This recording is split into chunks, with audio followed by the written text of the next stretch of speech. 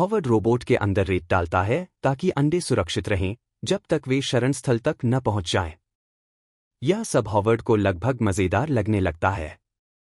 वह वे चीज़ें कर रहा है जो असल जिंदगी में करने की उसकी हिम्मत नहीं होती। वह यह भी पूछता है कि कैसे रोबोट ने अपने लोहे की प्लेटें खो दीं जिन्हें उसने खुद पर वेल्ड किया था।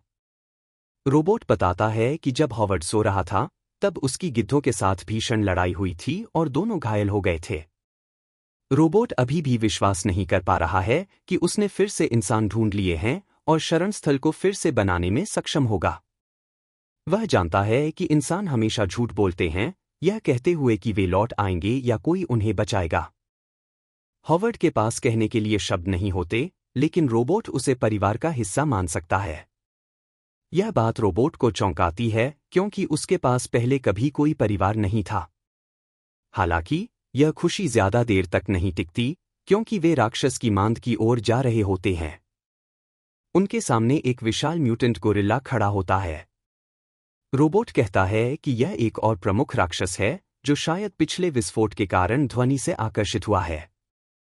गोरिल्ला छिपकली के इलाके में प्रवेश कर चुका है और जब छिपकली को पता चलेगा तो यह अच्छा नहीं होगा। यह हॉवर्ड के लिए फायदेमंद है क्योंकि जब दोनों राक्षस लड़ेंगे तब वह बिना किसी का ध्यान आकर्षित किए शरण स्थल तक पहुंच सकता है। गिद्ध शरण स्थल की दीवारों के पास उड़ रहे होते हैं।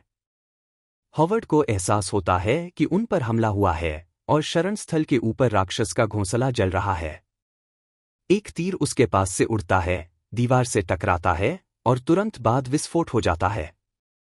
तभी शेरोन दीवार के पीछे से प्रकट होती है और पूछती है कि क्या वह ठीक है।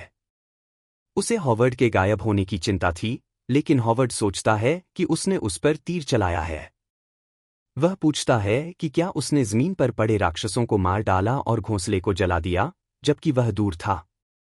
शेरोन बताती है कि जब राक्षसों ने हमला किया, उसने देखा कि पक्षी घोंसले में रुचि ले रहे थे, इसलिए उसने उसे जला दिया। उसने यह भी पाया कि ऊर्जा कोर के टुकड़े काटकर विस्फोटक बनाए जा सकते हैं। समस्या यह है कि जब वह तीर चलाती है तो बहुत नर्वस हो जाती है। इस बार हॉवर्ड मानता है कि वह जो कर रही है उसमें अद्भुत है, लेकिन शेरोन उसका हाथ पकड़कर उसे कुछ और दिन शरण स्थल में रहने के लिए कहती है। शेरोन ने पता लगाया कि इंसान शायद अंडर द मून नामक स्थान पर भाग गए थे, लेकिन क्योंकि हॉवर्ड का पीछा विशाल छिपकली कर रही है, वे उस जगह तक नहीं पहुंच पाएंगे। अभी बेहतर होगा कि शेरोन शरण स्थल की रक्षा करे जबकि हॉवर्ड इस राक्षस से लड़े। रोबोट को अपनी बैटरी चार्ज करनी थी और अंडों को शरण स्थल के इनक्यूबेटर में रखना था। हॉवर्ड शेरोन को अंडों के बारे में बताता है और उनसे देखभाल करने के लिए कहता है जब वे फूटेंगे। शेरोन सहमत हो जाती है क्योंकि उसे छोटे जानवर पसंद आते हैं। नायक देखता है कि वह बदल गई है और पूछता है कि उसके दूर रहने के दौरान क्या कुछ हुआ था, लेकिन वह कहती है कि चिंता करने की जरूरत नहीं है। शेरोन के विस्फोटक भाले बहुत उपयोगी हैं, हालांकि उनके पास अब कुछ ही बचे हैं। रोबोट के राडार के अनुसार अभी तक हॉवर्ड का पीछा कर रहे राक्षसों को नहीं देखा गया है, लेकिन उसका राडार छोटी रेंज में काम करता है क्योंकि यह खोए हुए जानवरों का पता लगाने के लिए इस्तेमाल होता था। अचानक शरण स्थल पर कुछ टकराता है और बिजली चली जाती है। हॉवर्ड को लगता है कि छिपकली हमला कर रही है, लेकिन रोबोट कहता है कि उसके राडार ने कुछ नहीं पकड़ा। फिर शेरोन आती है और कहती है कि चिंता की बात नहीं है, बिजली के कमरे में रिसाव हो गया है, हालांकि उसे नहीं पता कि यह कैसे हुआ। रोबोट को याद आता है कि अंडे बिना इंक्यूबेटर के खराब हो जाएंगे, लेकिन अंडों के रास्ते में मलबे का ढेर रास्ता रोक रहा है। शेरोन बताती है कि बिजली वापस आ गई है, लेकिन बहुत देर हो चुकी है। केवल एक अंडा इंक्यूबेटर में बचा है। हॉवर्ड फैसला करता है कि अंडों को वापस रोबोट के इंक्यूबेटर में रखना चाहिए। शेरोन को यह विचार पसंद नहीं आता क्योंकि केवल एक ही अंडा बचा है। वह कहती है कि यह सिर्फ एक दुर्घटना थी और अगली बार वह उनका ध्यान रखेगी। हॉवर्ड बताता है कि रोबोट के लिए ये अंडे सिर्फ अंडे नहीं थे, वे उसके लिए खास मायने रखते थे। इस बार शेरोन खुद को नहीं रोक पाती और चिल्लाती है कि रोबोट सिर्फ एक मशीन है और वह उस अंडे को वापस चाहती है। हॉवर्ड को लगता है कि वे एक दूसरे को समझने लगे थे, लेकिन रोबोट उनसे लड़ने से मना करता है। तभी उसका राडार चेतावनी देता है कि छिपकली का राक्षस पास है। हॉवर्ड रोबोट से शरण स्थल में रहकर अंडों की रक्षा करने को कहता है, लेकिन रोबोट अपने परिवार को नहीं छोड़ सकता, इसलिए वह भी साथ जाता है। नायक उससे कहता है कि लड़ाई में शामिल न हो, लेकिन शेरोन को यह सब पागलपन लगता है। फिर से शेरोन को अपने भ्रम में सांप की आवाज सुनाई देती है, जो कहता है कि वह हमेशा उसके साथ रहेगा। दोनों दीवार से बाहर भागते हैं और छिपकली उनकी ओर बढ़ती है। नायक का विचार यह है कि राक्षस को पहाड़ों की ओर ले जाया जाए ताकि वह शरण स्थल से दूर हो। वे एक दरार से गुजरते हैं और छिपकली घाटी के ऊपर से उनका पीछा करती है। छिपकली को पता है कि वह दरार में नुकसान में होगी, इसलिए वह घाटी के ऊपर से साथ चलती है। हॉवर्ड फैसला करता है कि वह विस्फोटकों का इस्तेमाल करेगा और राक्षस की ओर एक विस्फोटक फेंकता है। रोबोट चेतावनी देता है कि नायक ने उसे लक्ष्य से बहुत दूर फेंका है, लेकिन यही हॉवर्ड का इरादा था। उसने समय खरीदने के लिए ऐसा किया था और पूछता है कि राक्षस कितना दूर है। रोबोट के अनुसार राक्षस की गति तेज हो गई है और वह किसी भी समय उन तक पहुंच सकता है। जल्द ही वे खुले मैदान में होंगे और वही नायक अपना बड़ा खेल खेलेगा।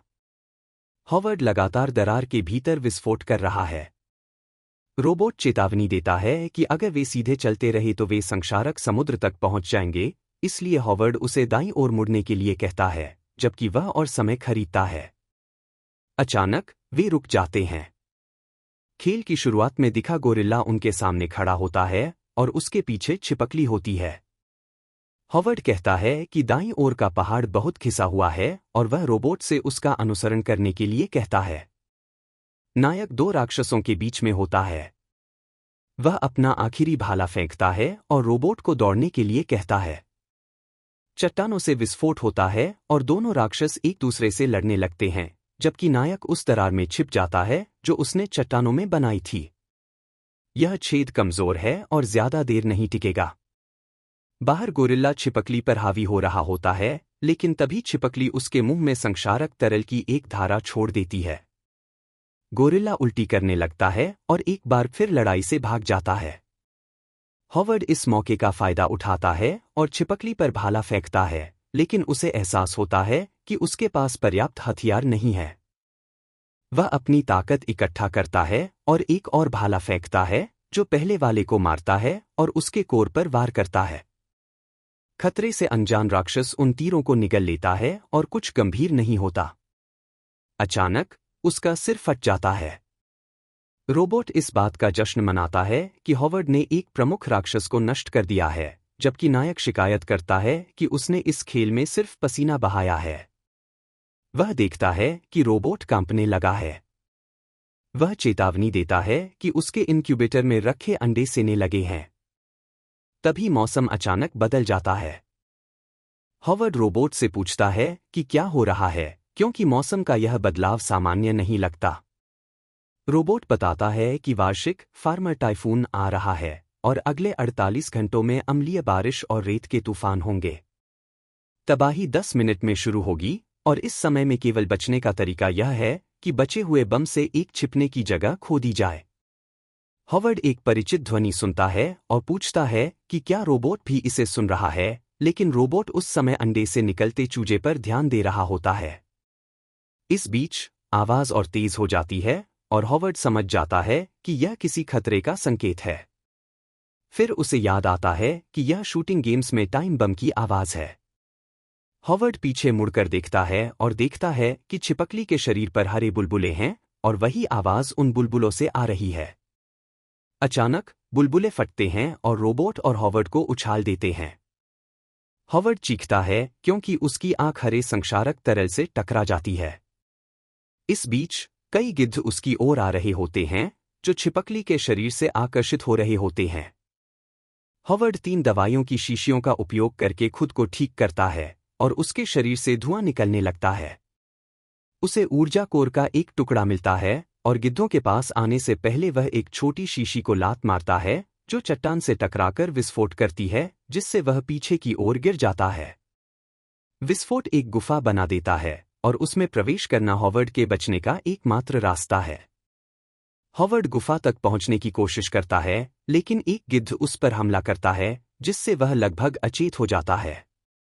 हॉवर्ड सोचता है कि उसे बेहतर तरीके से काम करना चाहिए था और अगर वह वहीं रहता है तो मर जाएगा। एक और गिद्ध उस पर हमला करने की कोशिश करता है, लेकिन इस बार रोबोट उसे खींचकर दूर ले जाता है। हॉवर्ड को खींचते समय रोबोट उसे थोड़ी और दवा इंजेक्ट करता है। वह उसे गुफा में ले जाता है और दरवाज़ा बंद करने के लिए दौड़ता है, इससे पहले कि उन पर फिर से हमला हो। हॉवर्ड निराश हो जाता है कि वह अब भी जीवित रह सकता है, लेकिन रोबोट कहता है कि वह उसका ख्याल रखेगा। फिर भी हॉवर्ड सोचता है कि रोबोट को खुद को बचाना चाहिए। उसे इस बात का संतोष है कि रोबोट और चूजा जीवित हैं। लेकिन रोबोट अपने परिवार को नहीं छोड़ेगा और हॉवर्ड के साथ ही रहेगा, जो अब भी सोचता है कि खेल खत्म हो गया है। इसे लंबा खींचने से केवल पीड़ा बढ़ेगी। बाहर गिद्ध केवल मांस में रुचि रखते हैं। अचानक एक गिद्ध की चोंच सील की गई गुफा से अंदर आ जाती है। रोबोट उसे रोकता है और हॉवर्ड को सुरक्षा और वफादारी की पेशकश करता है, जो असहाय होकर देख रहा होता है। रोबोट बार बार मदद की पेशकश करता रहता है, यहां तक कि चिकित्सा भी। हताश होकर हॉवर्ड याद करता है कि उसने रोबोट से घर के बारे में बात करते हुए यही कहा था और उससे रुकने के लिए कहता है। फिर गिद्ध की चोंच अब रोबोट की ओर बढ़ जाती है। अब रोबोट की आखिरी उम्मीद, चूजा, भी चला गया, उसकी बीच में एक छेद हो जाता है। रोबोट कहता रहता है कि उसने कभी झूठ नहीं बोला और हॉवर्ड से जाने के लिए मना करता है। उसने अपना काम सबसे अच्छे तरीके से किया और फिर पावर शॉर्टेज की चेतावनी आती है। गिद्ध फिर से हमला करता है, इस बार रोबोट अपनी ऊपरी परत खो देता है और हॉवर्ड बस देख सकता है, कुछ कर पाने में असमर्थ। प्रिय दोस्तों, इस वीडियो के लिए बस इतना ही। कृपया हमारे चैनल को सब्सक्राइब करें ताकि आप इस कहानी और ऐसी ही कई और कहानियों को देख सकें, जिन्हें हम जल्द ही लाने वाले हैं। धन्यवाद और अपना ख्याल रखें।